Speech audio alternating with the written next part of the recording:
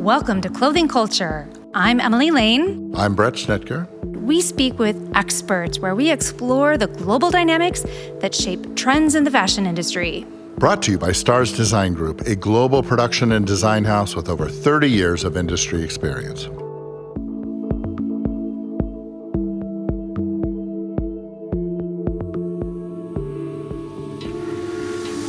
Welcome back to another episode of Clothing Culture. Today, we're going to be talking about creating a culture of innovation.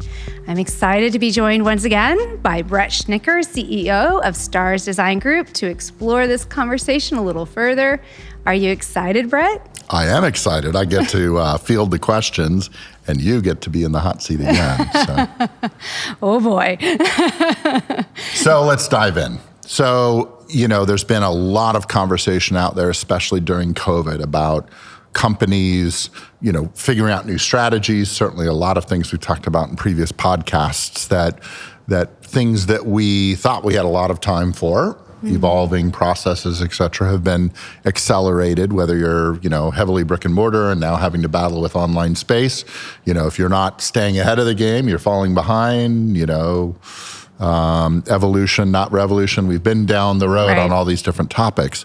So I'm going to use two different words now today. On a lot of calls that we've been on, a lot of different organizations have said, hey, during COVID, we've had to pivot to these different deals.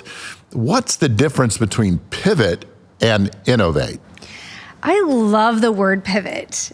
Because to me, it's all about inviting change, like recognizing that there are dynamics happening in the world or within your company, and it's time to be thinking about how can you make a shift. And, it doesn't have to be a huge shift, but how can we make a shift to make sure that we're relevant and delivering what is needed in the market?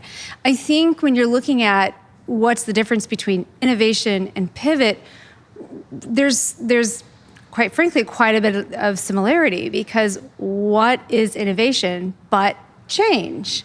Pivot sounds like a polite word for innovation to me. I mean, I don't want to make everyone nervous. Innovation seems like this grandiose change. Yeah. Pivot seems like, we're just pivoting, stepping. Yeah. It's just a frame of mind, but really, innovation is, a new method, a new idea. It's embracing, a lot of us think about technology when it comes to innovation, but innovation is really embracing change. It's not limited to technology.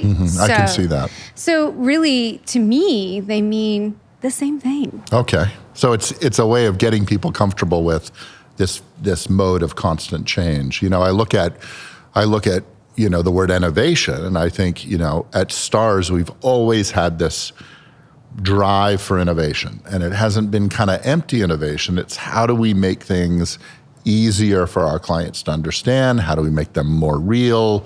The example that we've talked about in the past about 3D, that we've been doing that for 9 years. Even within that space, all of that's changing and innovating all the time, and we're trying to stay ahead of it.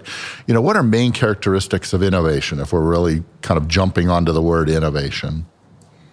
I think a core characteristic of innovation is looking to stay ahead of the curve. And certainly look at your example of looking towards technology to provide a service in the industry that was forward-thinking.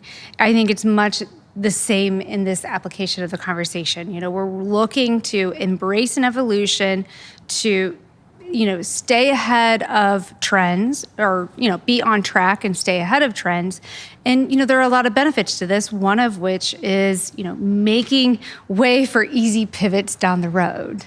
Here we are 9 years later from Stars embracing a technology in the industry of 3D design, and the rest of the industry is just caught on to it, part because of COVID and everybody working remotely and things of that nature.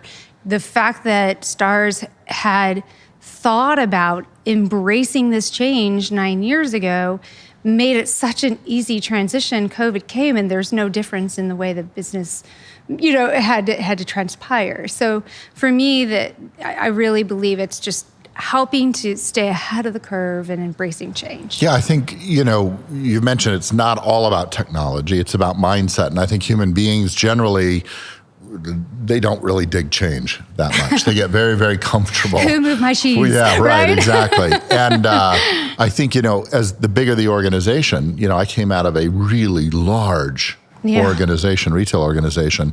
And, change was not something or innovation was not something that was on the tip of their tongues. It was like, hey, if this is working, keep doing it till it doesn't. And in conversations that we've had with really large clients of ours, I've had dialogue with buyers and, different groups and art directors. And some of their conversation is, look, we're like the Titanic. That phrase has been used over and over again. We change course so slowly. And one of the things that we developed, internally is, keeping the entrepreneurial mindset within Stars. Never get too big to think that, hey, we can't change with, and understand when change is happening around us and evolving with that type of thing. So, these big organizations are full of policies and procedures. What do you think, there's this whole conversation about environmental support. Yeah. And the first thing that comes to mind is, recycling and all that type of stuff. That's not exactly what we're talking about here. Yeah. Keeping your employees a part of the change, having dialogue with them, communicating with them, it's a real opportunity. One, change is confusing and hard. We all get comfy and safe and feel that, okay, we feel the safety in this solid, our being in a solid place. And so I think that if you're setting the expectation that we're a company that innovates, we're always looking to better ways to do things, it's not because we want to spy on you. Mm-hmm. It's because we want to be able to provide you better resources to make your work life better. Communicating the intention behind the shifts, helping them be a part of it. Hey guys, we're looking at embracing new 3D technology. There's 3 major companies out there. I'd love your feedback. Let them be a part of that decision process. Be open to listening to their ideas, their input. You've hired great talent. Believe in them. Mm-hmm. I think a lot of innovation, if you kind of look at that, it has this kind of pathway for kind of the newer members of a company, the younger members of a company that really have seen innovation in their lifetime or embrace it very comfortably to be involved. Mm-hmm. Absolutely. I think that the more that you foster the voice of the people that you work with, your employees, the more you foster that, the more ideas you're going to get. And, it's a creative part of the brain. Ideas, encouraging an environment that supports those ideas, lets them feel safe to come to you ideas, lets their voice be heard. Everybody has to win in that. How do you wrestle with this idea of open communication and innovation, along with building this whole brand, being a good brand steward? We've talked about that before, building this brand identity. Many times that seems like something put in place in stone. This is who we are. This is who we will always be. Yeah, it's our ethos. And when you kind of wrestle with that in innovation, isn't there kind of a challenge with that? How do you kind of manage between the two? There has to be. Again, I think this comes down to communication. It's making sure you have the right fit as you're building your team. Are they somebody that will be a brand steward that fits within your environment, fits within your culture well? And if you're providing them tools to continue to grow and learn and be excited to be a part of the change and evolution, and you get good feedback from them, and communicating the intention of the intention of the path that's being outlined for the future of the company, if they're apprised of all of that, and a part of all of that, then they'll be good stewards of the company. A brand, like a company, needs to evolve with the company. So part of the brand statement or part of the brand vision or mission statement sort of needs to include a phrase toward innovation or evolution.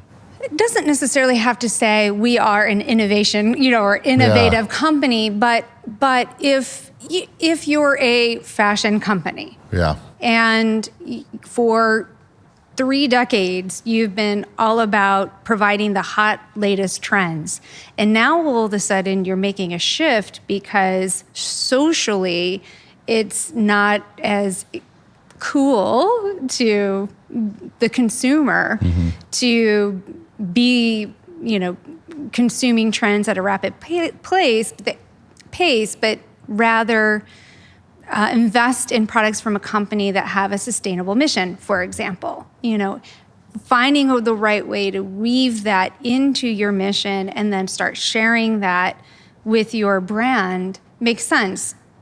Do it alongside as you're embracing a new path or vision for your company. Weave that into your messaging. It doesn't have to be a total brand overhaul, but start sharing messages, posts, hashtags, all those things, and weaving that and slowly evolving your brand, much like you've said, Brett, in the past. It's evolution, not revolution.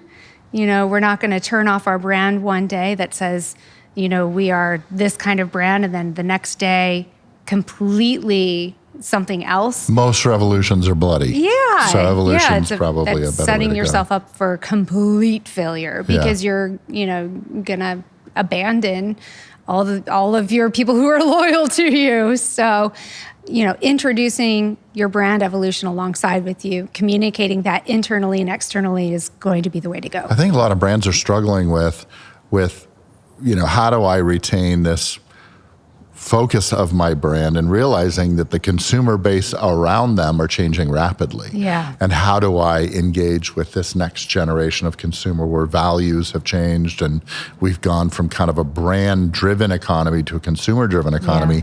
How do I have this handshake between the consumer and my brand equity that I've had for so many years? Some brands have been around for hundreds of years. Yeah. So how do I greet that? I guess that's probably a really important role of leadership. Yeah, I think so. I think you have to be, in addition to, being a leader who's driving that message throughout the organization, I think you also need to be really aware of the trends, of the market, and be intentional behind how you're going to make those little pivots on a regular basis to make sure that your company is aligned with what's happening in the marketplace. I think being open-minded about it and testing things out. Not every idea you have is going to be a fit. Not just because it's not a good idea or it's just maybe not a good fit within, your company structure or whatever it might be. Just because you're trying something new doesn't mean it's going to work. I think being okay with failure is a really good approach. There is this old adage, I don't know who said it, but if you're not failing, you're not trying hard enough. So being okay with failure, being okay with trying initiatives and recognizing when it's time to say, this particular thing isn't working for us. And in making sure to really have, the pivot towards a direction that speaks to your strengths.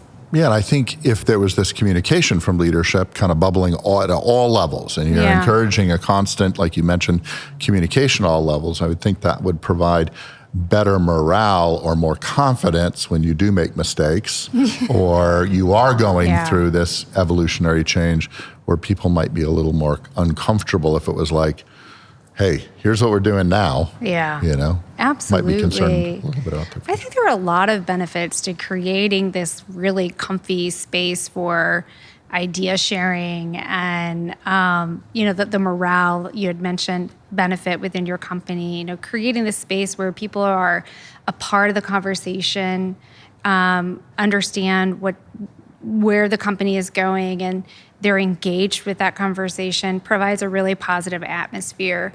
including resources for them to grow along the way, continued learning, even if it's, from internal mentorship to even fostering their own interest outside of the organization. All of that just comes back in a really positive way because, again, you're creating a happy, healthy work environment.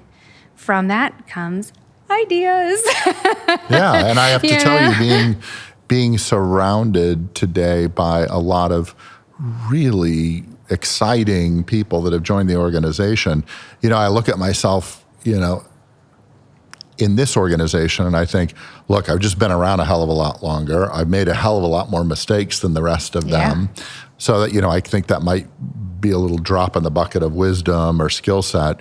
But, distilling that through the ideas, the fresh new ideas, and really being open to accepting those new ideas, we have found some amazing evolutionary changes in the organization that I feel like paves us for, the next couple months, as fast as innovation's been going. And when you create that safe when you create that safe space for people to share their ideas and grow with you, doesn't mean you have to utilize all of them, and you need to make sure they're true to who you are and where you're going, but creating this inviting space to have that rapport.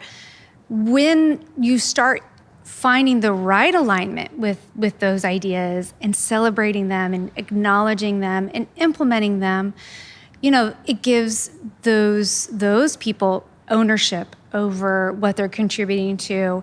It helps them know that, there's a definite sense of reward of, oh my God, I'm starting to think like you now, from a mentorship standpoint. You've been in the industry for 30 years. Most of the people in the company have not, and so when they get that attaboy from you of, wow, that's a great idea, you're right on the right track, the result of that is awesome to see, that people feel that they're doing a good job and know that they're on the path to having success in this space. So you're building loyalty, you're building, this really healthy work experience. And I think inviting people to be creative and explore ideas is a very, very good thing. Yeah, and I find even at my level, I love innovation. I love the next newest, best, shiny object. I am sort of more that visionary side than I am kind of the number side. Is, if you ask my CFO, he'll concur probably, sadly. But even at that level, the things that I've lived through in my life, I have to take discipline to sit down and say, okay, I'm going to let that idea from that person distill for a while and think about it in its context for today, And I think allowing, leaders allowing themselves to take in this information and really think through, the different aspects of those ideas that come out, allow for, evolution to occur, because sometimes the first thing you think is 10 years ago I tried that, and it's not necessarily so appropriate. Sounds like a conversation we've had before, for sure. Yes, for sure. It's really important, you're right, to distill those ideas, but it's also important to surround yourself with people that you trust, that you feel are good at what they do, have great ideas, and have had success, that you can help distill those ideas with. Your other mentors that are mentors for leaders. That's important too. And because what can happen is you can think about an idea too long. Sure. 2 years maybe will go by when you're like, maybe I should innovation in time, marketing. It requires probably moving a little faster than 2 years. Right. For sure. Absolutely. I think, it's this interesting topic that I think everyone's talking about, whether you use the term pivot or innovate or evolve. It's, I think, more important than ever to be dialoguing about that, because whether or not a company's innovating or evolving. Certainly the consumer's doing that every day, rethinking their platform. Hey, I used to go shopping in the mall. Now I'm ordering everything and it's being delivered to my house. I mean, Isn't that amazing? Yeah. Hello COVID, we talk about that a lot, but and hopefully someday we will not talk about that. But it is a catalyst. And whether it's that or whether it's, political conditions or global conditions or, sustainable conversations, we're always going to have these dialogues and these conversations, and those conversations are going to elicit change. I think it's a really good point what you talk about. Problems are a catalyst for change. And just because they cause problems during the process doesn't mean that in the end it's a bad thing. You mentioned COVID. We can't help but not in this moment in time. A personal experience, taking a dog to a vet, right? Rather than going into the vet and being in the lobby with all the other sick dogs, I'm in the car. I scan the QR code, and me and my dog are in my own car with our own music. The dog's not stressed out because he's not around other stressed out dogs. This is something that had to change to accommodate COVID situations that I see being a part of our future ongoing. And so, is there going to be teledoc for dogs eventually? Right, rough. Yeah. How you feeling? Rough. Yeah, I'm sorry. That's a dad joke. But I do think that, there is change that's forced upon us. And, thankfully, there's a lot of really, really smart people out there looking for solutions. And some of those are more rapid change. And, as a company, we've got to be always looking at what's happening, globally, trend-wise, all those things, to be thinking about how should we be looking towards our future. But understand that, all of the evolution, it can have a greater impact than just the environment that you're creating within your own space. We've had some incredible conversations on the show. We had one recently with Lula Mena, who's a constant innovator. And, she has been able to change actual living conditions for women across the country. She's been able to revitalize indigo in El Salvador, this once rich heritage tradition now reblossomed. So a lot of great things beyond yourself can happen by embracing this thing of innovation. Okay, well, thanks, Emily, for giving a little bit more of a deep dive on this topic that's, I think, on everyone's tip of their tongues. Do you have any amazing parting words, quote from somebody to leave everyone feeling so nervous about innovating out there, telling them to relax, it's okay? I would say embrace the change, and really make all of those around you that you trust and have built your company around, let them be a part of the conversation, because they're there for a reason. And communicating the intentions of the future and working together in a collaborative way is going to create a community that's going to build something really, really special together. Except for Joe. Joe always has bad ideas, so we're going to leave him out in the future. I agree. Yeah, Joe, he's tried. No-go Joe. No-go Joe. That's what we call him. No-go Joe. All right. Absolutely. Well, thank you, Emily. My really pleasure. Appreciate the time. Thank you.